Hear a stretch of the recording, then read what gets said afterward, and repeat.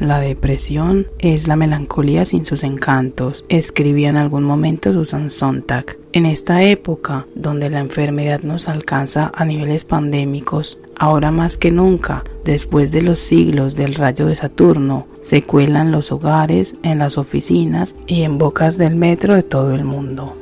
Bienvenidos nuevamente a este podcast La Sala de los Espejos. Yo soy Úrsula Ochoa y me encuentro muy complacida de estar aquí frente a este micrófono nuevamente después de tanto tiempo de ausencia. Hoy hablaremos sobre un tema que es bastante delicado, complejo y también es sumamente profundo para los seres humanos, y es la depresión. Lo he titulado El demonio de la depresión porque básicamente hay algo mucho más oscuro detrás de esta enfermedad de la que hablaremos probablemente más adelante. Durante muchos siglos se han tenido diferentes nombres para esta enfermedad. Se le ha llamado melancolía, se le ha llamado bilis negra, se le ha llamado tristeza infinita o vacío interior. Actualmente la ciencia la ha definido como un trastorno del estado de ánimo, pero en la historia del arte y de la literatura se ha sentido y se ha representado como un demonio que habita en lo más profundo del ser. Muchos artistas que han convivido con esta enfermedad la han transformado en obras que hoy en día reconocemos como universales. ¿Qué es entonces justamente la depresión? Según la Organización Mundial de la Salud, la depresión es un trastorno mental que afecta a más de 280 millones de personas en el mundo. Se caracteriza por una tristeza persistente, pérdida del interés en las actividades cotidianas, una disminución de la energía y alteraciones del sueño o del apetito. No es simplemente estar triste como muchas personas piensan, es una condición muy compleja que afecta tanto el cuerpo, la mente y por supuesto el alma. Hay unos datos contundentes acerca de la depresión y es que afecta aproximadamente al 5% de la población mundial, lo que equivalen más o menos a 350 millones de personas. Las mujeres padecen depresión con más frecuencia que los hombres. Se calcula que entre un 6% de mujeres frente a un 4% entre hombres sufren depresión en algún momento de sus vidas. Quiero en este momento que tomemos el tema desde esta parte un poco más poética, pero también de cómo la nombraban socialmente, y es que en algún momento a esta enfermedad se le llamó bilis negra o en su defecto melancolía. En la antigüedad, también en la medicina griega, se explicaba entonces que la salud a través de los 4 humores, que eran la sangre, la flema, la bilis amarilla y la bilis negra se correspondía entonces a la depresión. Se pensaba que un exceso de bilis negra generaba un estado de melancolía que era caracterizado por una tristeza profunda, la contemplación o la apatía. Un melancólico entonces ha sido un personaje muy adecuado justo para el arte, para la cultura, para la música también. Pero cuando la melancolía se pasa de la raya y ya ni siquiera es contemplar el mundo, sino casi que aborrecerlo, entonces estamos entrando en un proceso mucho más delicado. Se dice que Hipócrates describía a los melancólicos como personas dominadas por pensamientos oscuros. En el Renacimiento, más adelante, la melancolía también fue entendida como un estado ligado a la creatividad y al genio artístico. Recordemos esto, la sombra que acompañaba al talento. Eso siempre se ha dicho y no sé si ustedes recuerdan uno de los episodios anteriores donde yo les comentaba que, por ejemplo, el artista Miguel Ángel fue uno de estos artistas atormentados por la melancolía y atormentados por la depresión.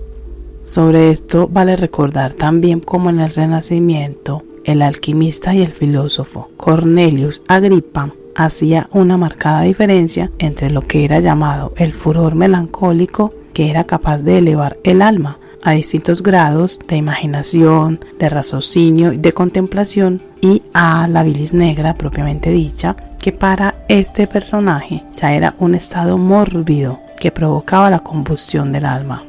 La depresión entonces, en sus efectos físicos y mentales, tiene unas consecuencias bastante graves y bastante notorias, y no se queda simplemente en que es un asunto mental. En realidad esta enfermedad nos atraviesa desde el cuerpo entero y también atraviesa nuestros estados espirituales, y aquí sí soy muy enfática en esto y sé de lo que hablo porque evidentemente para algunos que ya saben y que ya escucharon este podcast recuerdan que yo les comentaba que yo en algún momento he padecido de esta enfermedad, desde la cual incluso estuve tomando algunos medicamentos, tuve unas percepciones sobre la vida bastante erróneas, pero esto también se debe muy puntualmente al estilo de vida que yo llevaba en ese momento.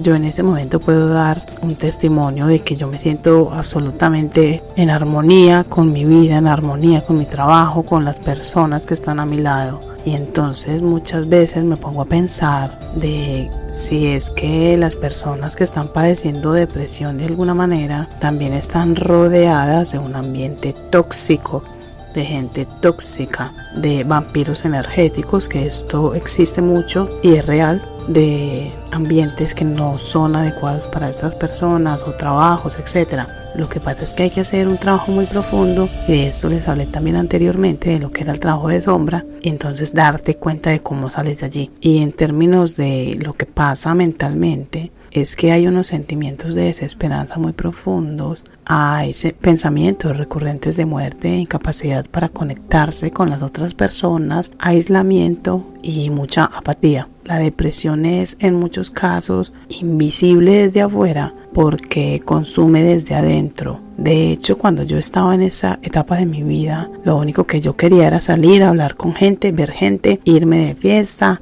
Era una persona que no tenía cuidado de sí misma, era una persona que le regalaba su energía a cualquier persona. Entonces era como una manera de escapar. Yo era una persona muy activa, yo iba a todas partes, tú me podías ver en todas las inauguraciones feliz, riéndome, tomando, y el abrazo y la risa y bla bla bla, pero todo eso era falso.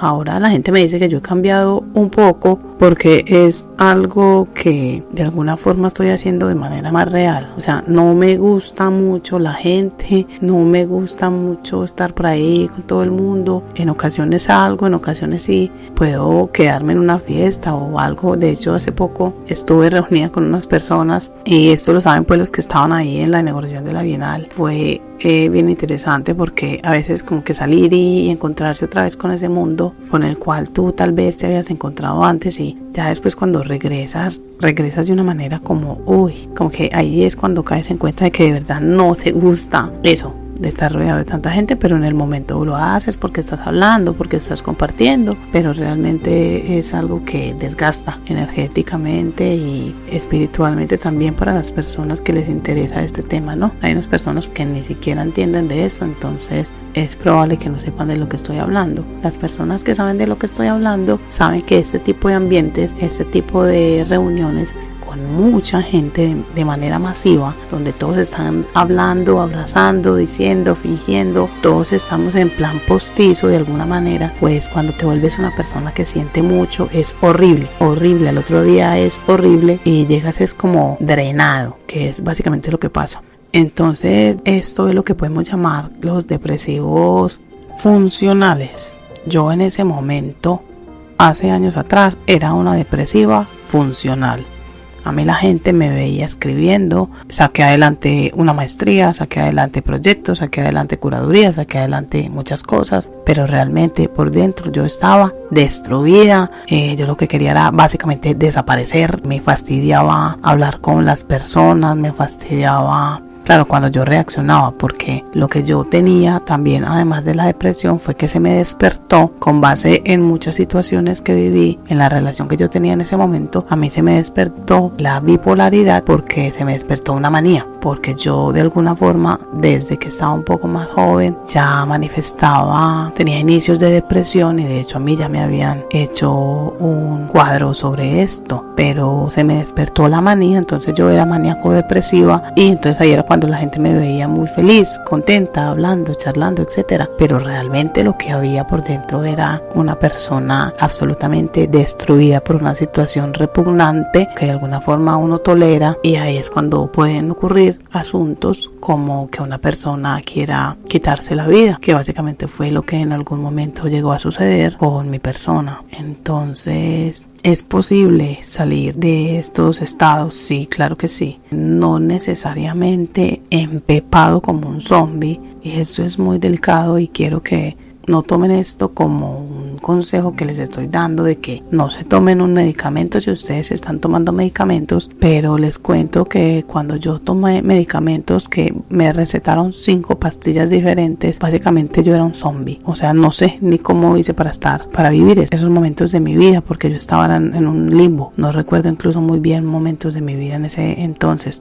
Creo que hay otras maneras de salir también. La ciencia normalmente, con todo el respeto de la gente que solamente cree que la ciencia es lo único que existe o lo único que te van a decir que funciona. He visto muchos documentales, de hecho hay un par de documentales que quizás te los comparta sobre lo que es la farmacéutica y el negocio tan repugnante que tienen estas farmacéuticas y la farmacología, específicamente sobre esas enfermedades mentales que no son mentales, son otra cosa. Bueno, son mentales porque afectan tu psique, pero esto tiene otras raíces. Pero el negocio redondo asqueroso que tienen con esto, entonces claro, te tienen que, solamente dicen que te vas a mejorar si tomas esas pepas.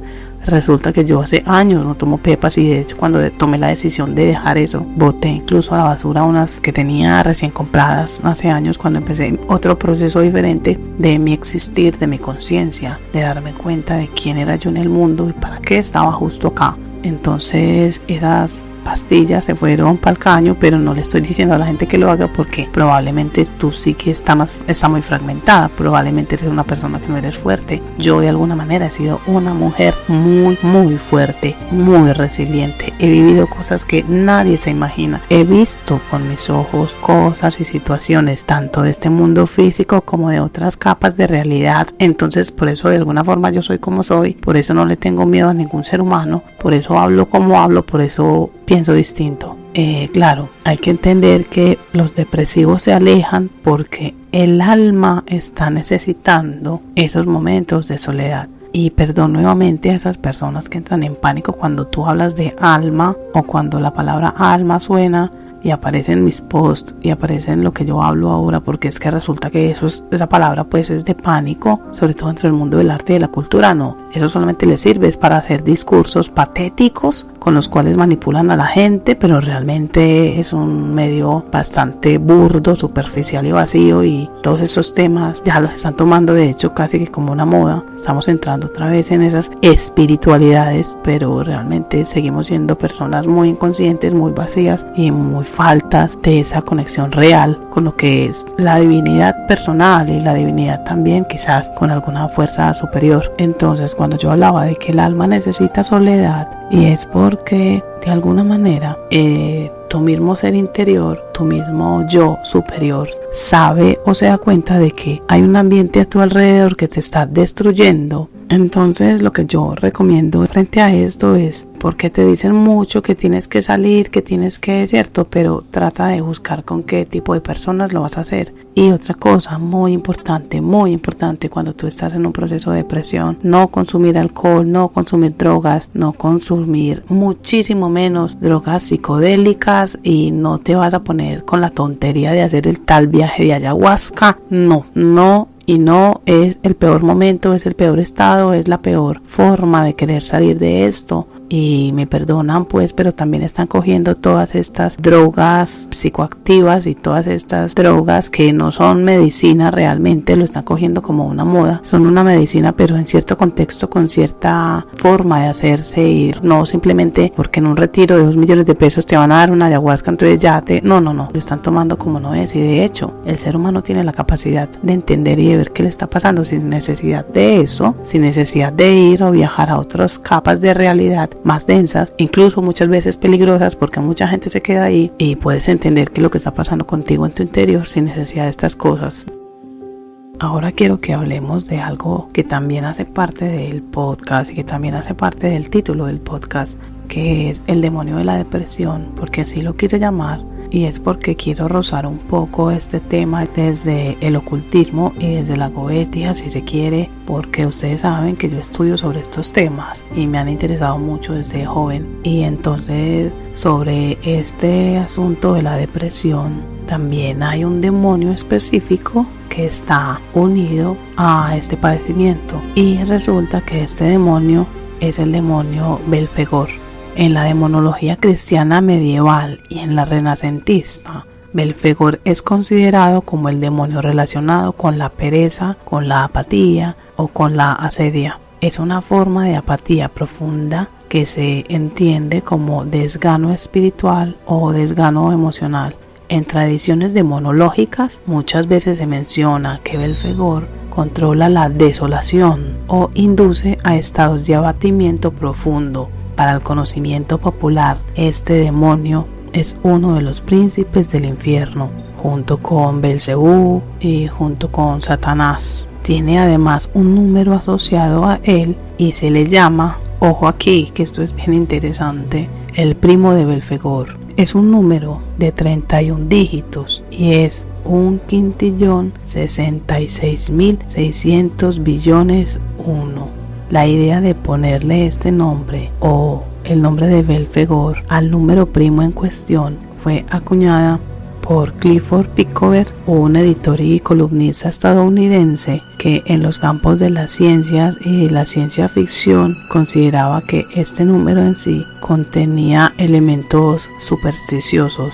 La secuencia 666 que aparece justo en el centro de este número está asociado, como bien sabemos, a lo que llaman el número de la bestia o el número del diablo. El 666 se halla rodeado a ambos lados por 13 ceros, que la superstición muchas veces considera como un número desafortunado. En total tiene 31 dígitos y 31 leído al revés es 13, y este número es un palíndromo o capicúa, es decir, que se lee de igual de izquierda a derecha y de derecha a izquierda.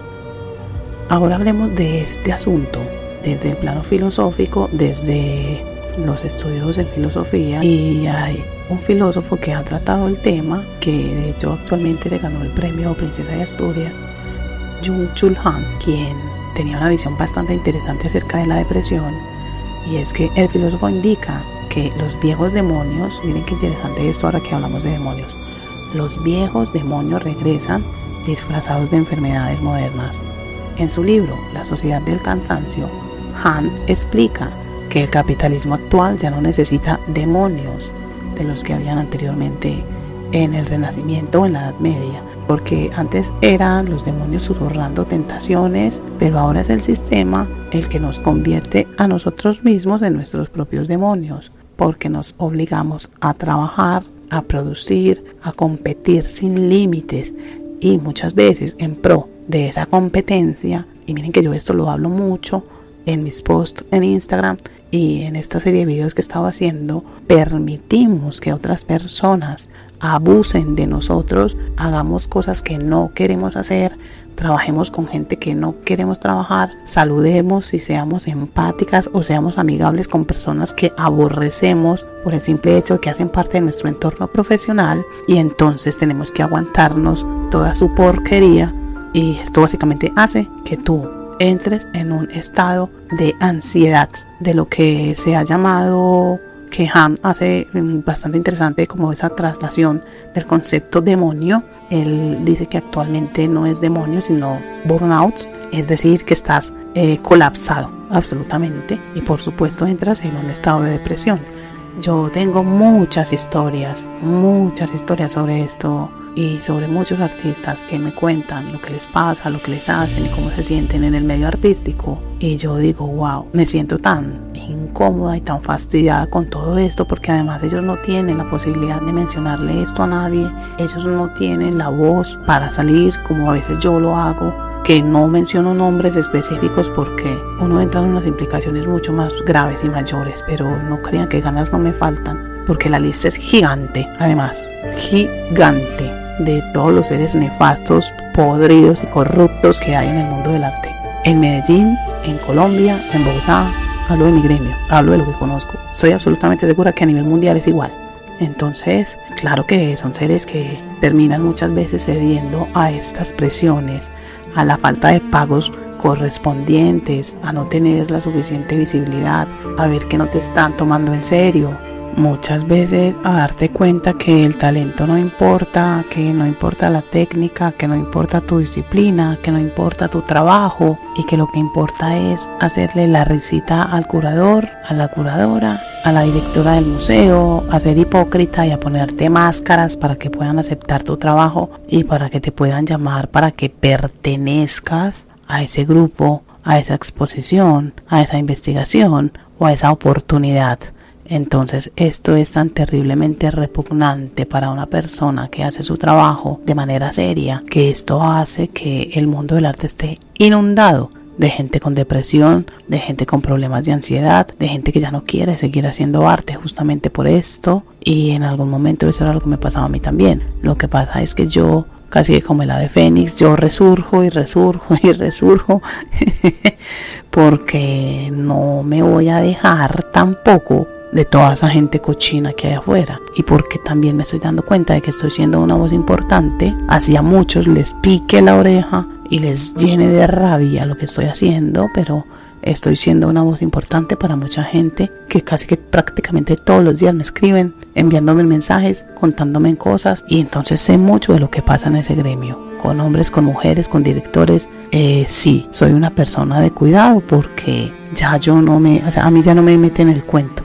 Entonces es un asunto de tomar medidas sobre con quiénes nos estamos juntando y también de cómo tú aceptas esa situación. Yo trato por eso en mis posts de decirles: tú no vales menos como artista porque no te miraron, porque no te invitaron a esa exposición. Tu razón de ser como artista o la razón de ser del arte no es salir en el artículo de moda, no es que te den la pantalla de los 15 minutos. Eso es externo y eso es superficial.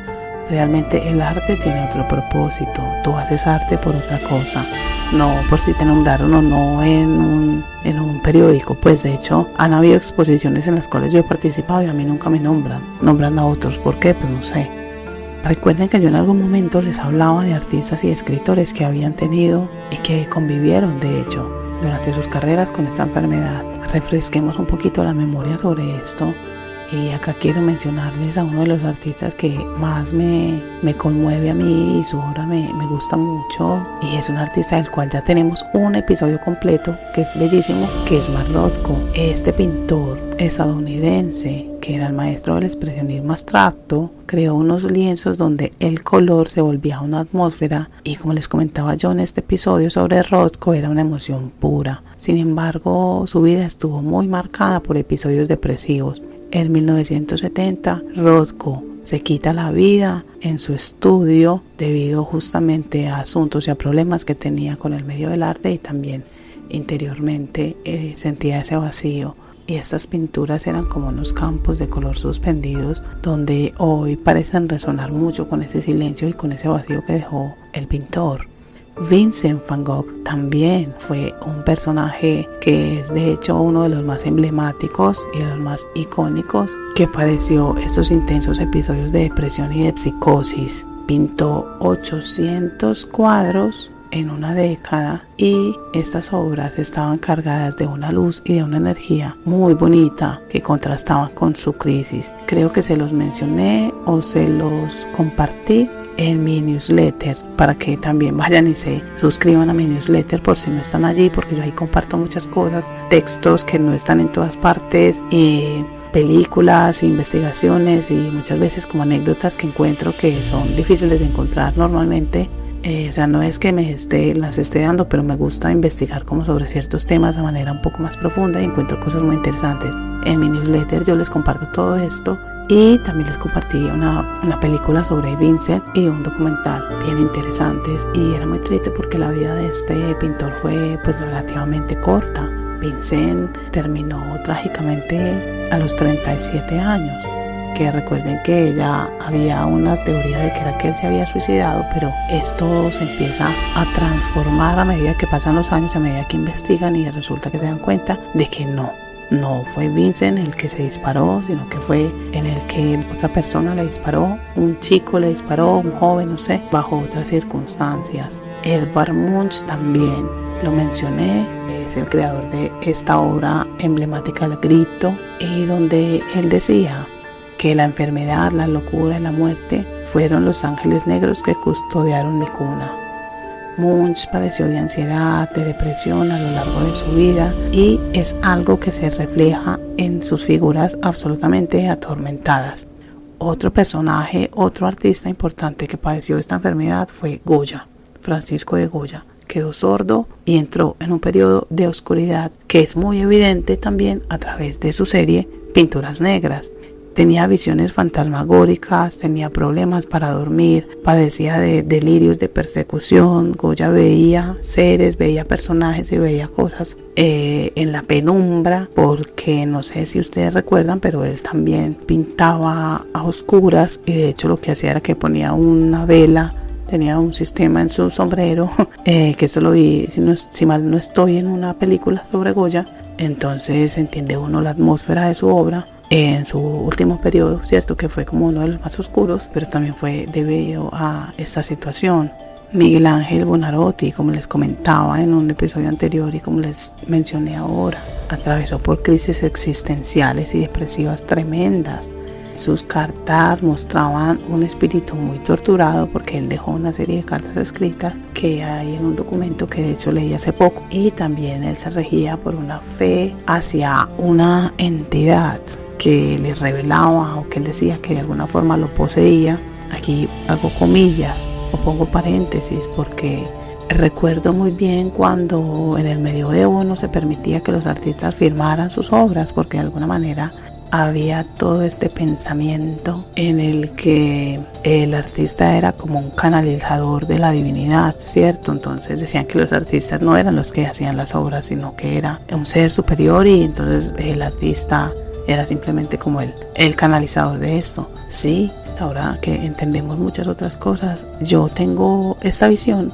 No tengo problema con que los artistas firmemos nuestro trabajo, pero sí caigo en cuenta de que no es solamente una canalización de seres de luz. Yo estoy absolutamente segura que los artistas sí somos canalizadores, pero somos canalizadores de muchas realidades y también de otras entidades diferentes, y no necesariamente tienen que ser entidades positivas. Muchas de las obras de arte que hay exhibidas en museos, que hacen parte de nuestro acervo cultural, que hacen parte de nuestra historia, están profundamente contaminadas con energías densas y muy oscuras, que de alguna manera también permean a las personas que están observándolas o que están mucho tiempo con ellas. Y de hecho eso pasa también en muchas personas, y puede ser esto que les da estos efectos cuando ven una obra y la obra les cambia por completo su vida, su forma de pensar. Muchas veces son obras oscuras y son obras que tienen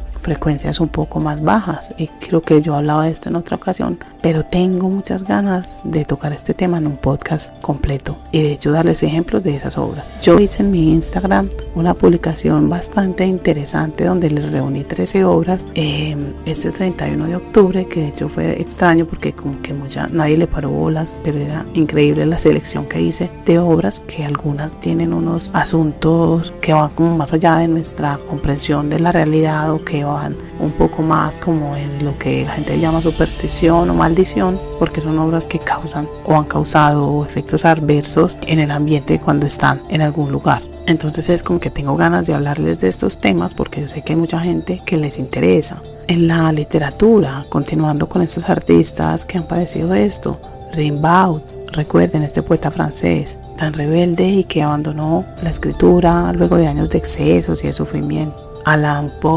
Edgar Allan Poe, nuestro Poe, que a mí me encanta, pero dentro de su macabro mundo y dentro de su oscuro mundo de cuervos y de mundos tal vez tenebrosos, se entiende que fue un ser que padeció de mucha depresión, tenía adicciones, alcoholismo, y también su vida fue muy turbulenta. Horacio Quiroga, también el escritor uruguayo, estuvo marcado por estas tragedias familiares y personales, y esto se tradujo en una vida que estuvo atravesada por unas muertes complejas y finalmente por el suicidio. Virginia Woolf, esta maravillosa escritora que a todos nos gusta o que a la mayoría nos gusta, una mujer extraordinaria, pionera del modernismo literario, padeció también de trastornos depresivos a lo largo de su vida y en el 1941, recuerden, ella se arroja al río con piedras en sus bolsillos. Alfonsina Storni, que me encanta, poeta argentina y fue una feminista luchadora. Ella sufrió de depresión en sus últimos años y también se quitó la vida en Mar de Plata.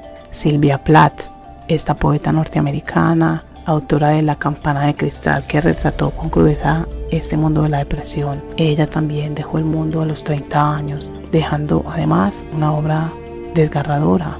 Y Alejandra Pizarnik, que yo no podía dejar de mencionarla. Ella vivió muy atormentada por unas crisis depresivas y también varias hospitalizaciones psiquiátricas, donde en su poesía nosotros encontrábamos era el eco de ese dolor. Es una poesía maravillosa y donde su vida también terminó con el suicidio a los 36 años. La mayoría de estos artistas, poetas, escritores terminaron su vida de esta manera. Sobre las obras que han hecho eco de esto podemos mencionar, y creo que es una de las principales que habría que mencionar, y sé que muchos la identifican, y es La melancolía de Alberto Durero. Esto es una obra muy bella.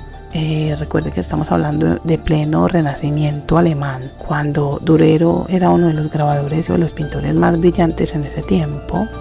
La melancolía fue creada en 1514, que es un grabado espectacular, donde a simple vista lo que vemos es una figura alada, probablemente es como una alegoría del genio creador. Otros pueden decir que es un ángel, está sentado con la cabeza apoyada en la mano y rodeada de objetos geométricos, de herramientas y de símbolos matemáticos. Esta es una de las obras más simbólicas que hay dentro de lo que es el proceso alquímico, por la figura, por los números, por el simbolismo. La expresión de la figura es clave. Está absorta y como hundida en un estado de parálisis interior, que es lo que puede pasar muchas veces cuando estamos dentro de este mundo depresivo.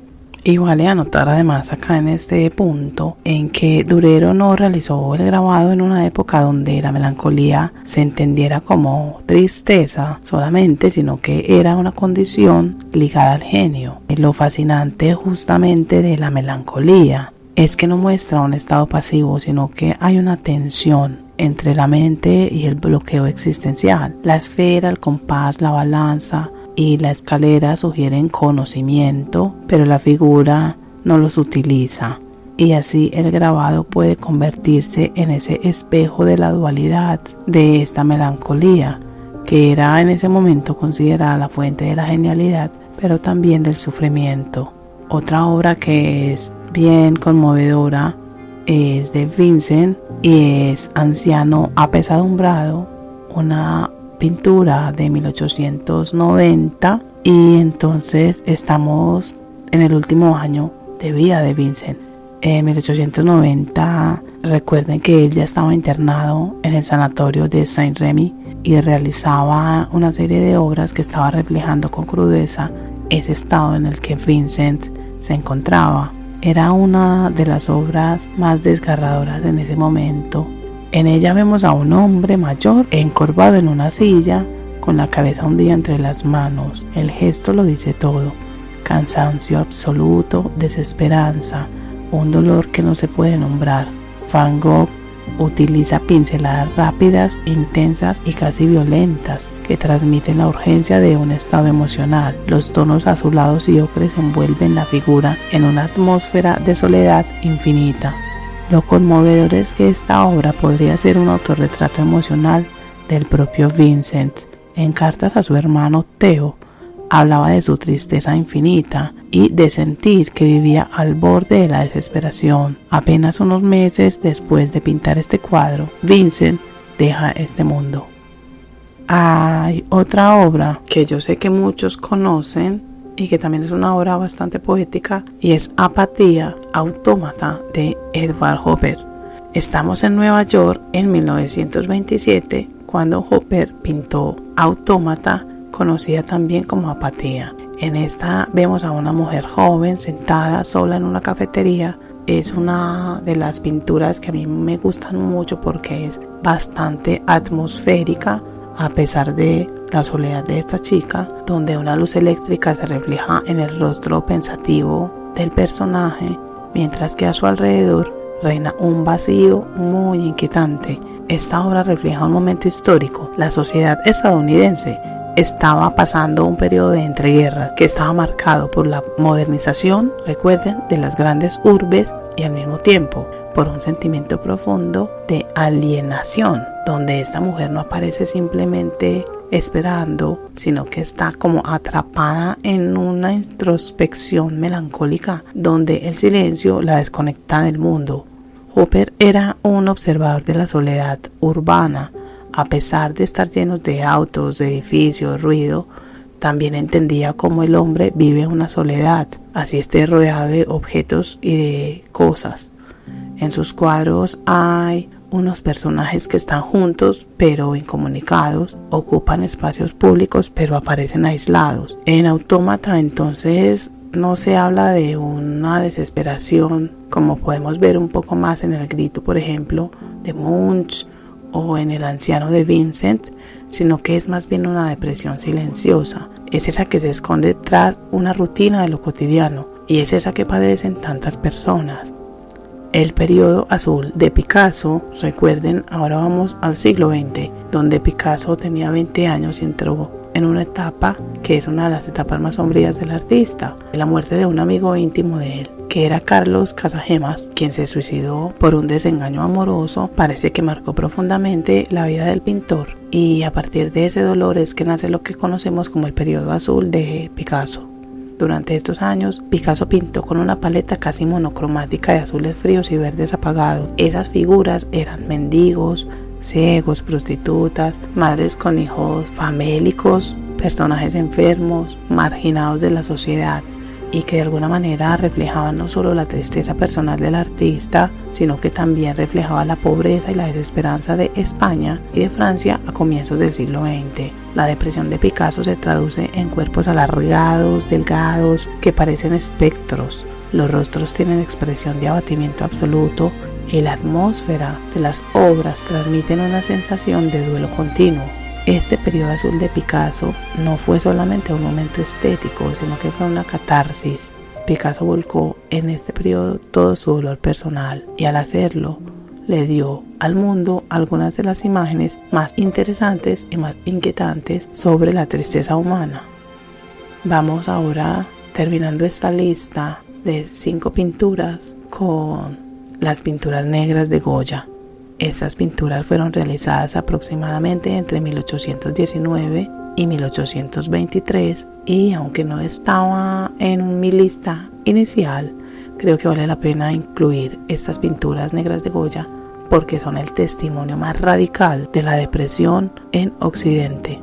Goya estaba mayor, estaba enfermo y estaba sordo y se retira a la llamada Quinta del Sordo en las afueras de Madrid. Allí pintaba directamente sobre las paredes de su casa una serie de 14 obras que hoy conocemos como las pinturas negras. No estaban destinadas al público, eso hay que tenerlo en cuenta porque eran más un desahogo personal. Entre ellas está, como ya hemos mencionado y como yo les he posteado en mi Instagram, Saturno devorando a su hijo, que es una de las imágenes más perturbadoras y más aterradoras de la historia del arte, que les comentaba en algún momento que yo sentía pánico cuando veía esta pintura porque estaba aquí en un libro que tenían mis padres de mitología griega y yo básicamente era como, yo siempre he sido como muy curiosa, entonces yo sentía miedo pero sentía ganas de ver la pintura, entonces yo abría el libro y salía corriendo.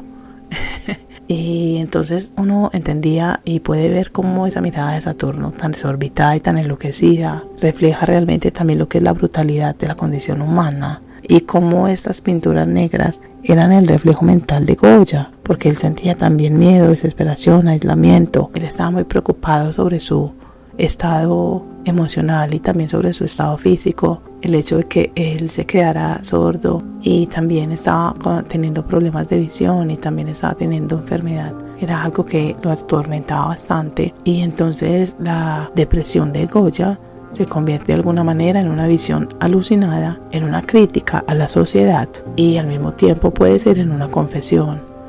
Con estas obras lo que hace es que el arte deja de ser solamente un arte para la contemplación de lo bello y se convierte en un espejo del terror interior.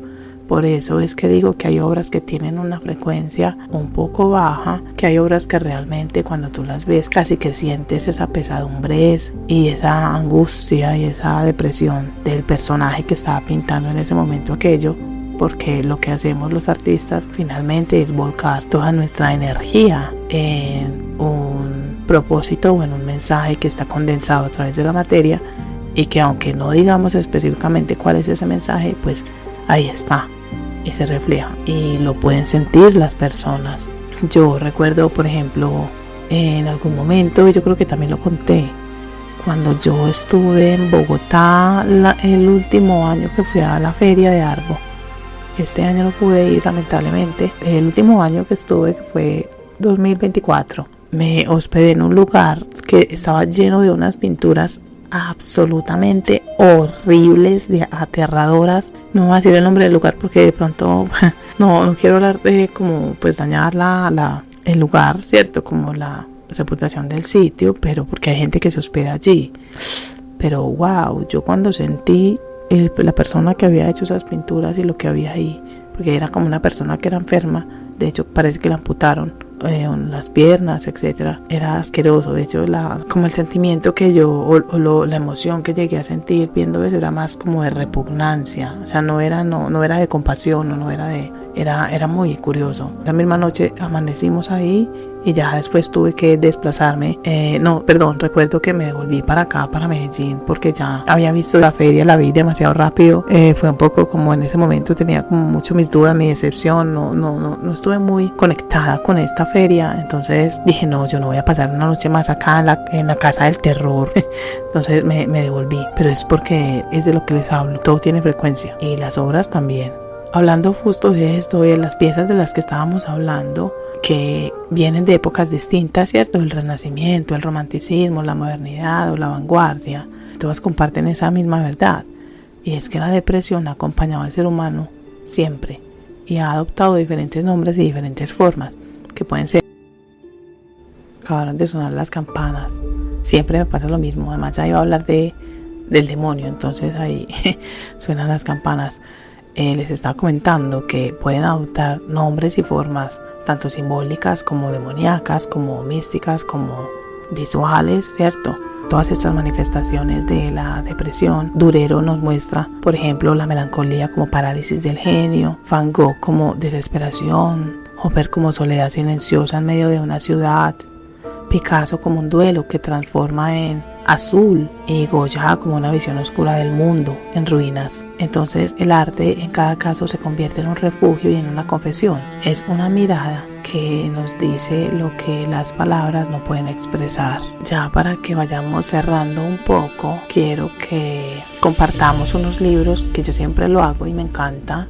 Este es fundamental porque me lo recomendaron mucho de ello una chica que estaba trabajando sobre el tema en Bellas Artes y yo pude ser la asesora de su tesis en algún momento. Entonces ella me recomienda El demonio de la depresión, lo busco y lo leo y creo que es un libro bastante referencial para las personas que estén tal vez pasando por estos momentos y tal vez investigando sobre el tema, porque es una obra que expone la depresión desde la experiencia personal del autor y la investigación médica.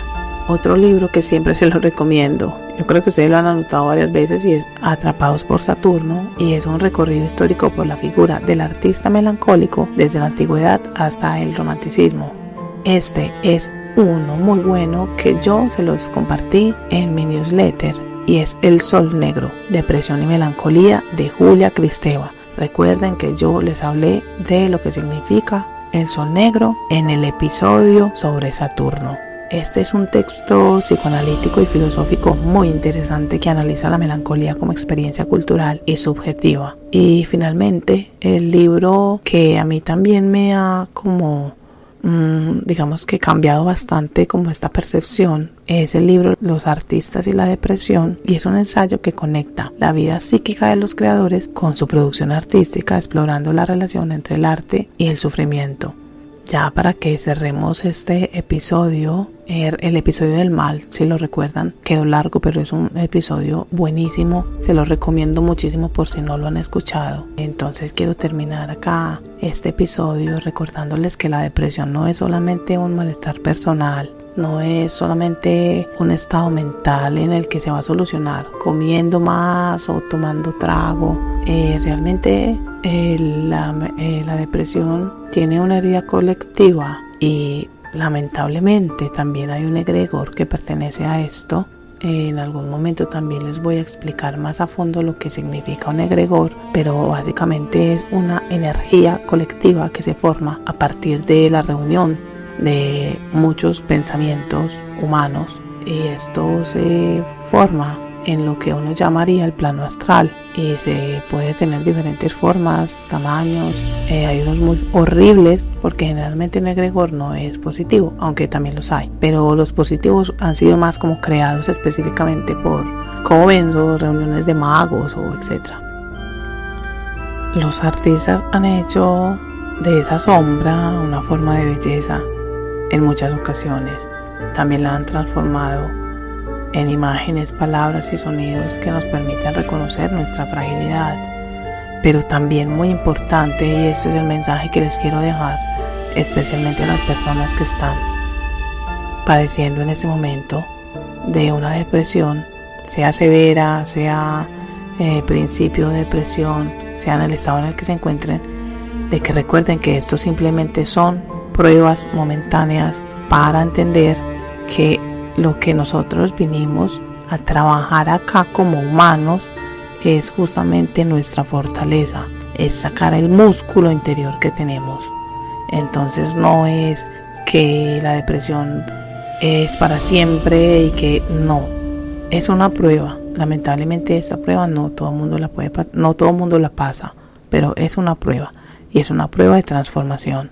Hablar de bilis negra, por otro lado, y del demonio de la depresión, no es tanto como recordar las tragedias, sino que también puede ser una manera de reconocer que el arte es un espejo donde nos miramos siempre, y sobre todo nos podemos concientizar de que si la depresión toca nuestra puerta, no estamos solos. Hay que buscar ayuda, hay que hablar de esto con valentía, y tanto como crear una obra que nos hable de ese dolor es empezar a recordar quiénes somos, para qué estamos en este plano físico, y que lo más importante, y que muy seguramente lo que tenemos que venir a forjar, es nuestra propia obra maestra, que no es otra que pulir nuestro yo interior.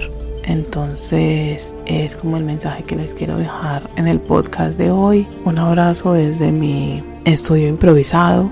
Ya sé que le pongo las cajas de huevo alrededor para que me aísle el sonido, porque bueno, estoy básicamente con mi micrófono, mi compu y mi guión y esto. Yo no grabo en estudios, pero me parece tan importante esto que me gusta hablarles, que pues es lo que hago. Entonces desde acá yo abrazo a todas estas personas que pueden estar en este momento padeciendo de esto, y que es muy importante como tener esa conciencia. Muchas gracias por haberme acompañado hasta el final de este episodio. Muchas gracias por escuchar, por estar activos, y también por preguntar por el podcast, porque me pasó algo muy bonito hoy. Fue que en la inauguración de la Bienal, de la actual Bienal de Arte de Antioquia y de Medellín, me encontré con una persona que estaba muy interesada por escuchar el episodio del podcast, y me preguntó. Fue bien curioso, porque no pensaba que la gente de verdad lo escuchara, y parece que sí lo escuchan, y de alguna manera este mensaje les puede ayudar en algo. Entonces también un saludo para esta persona que yo sé que me puede estar escuchando, y nos escucharemos nuevamente en la Sala de los Espejos.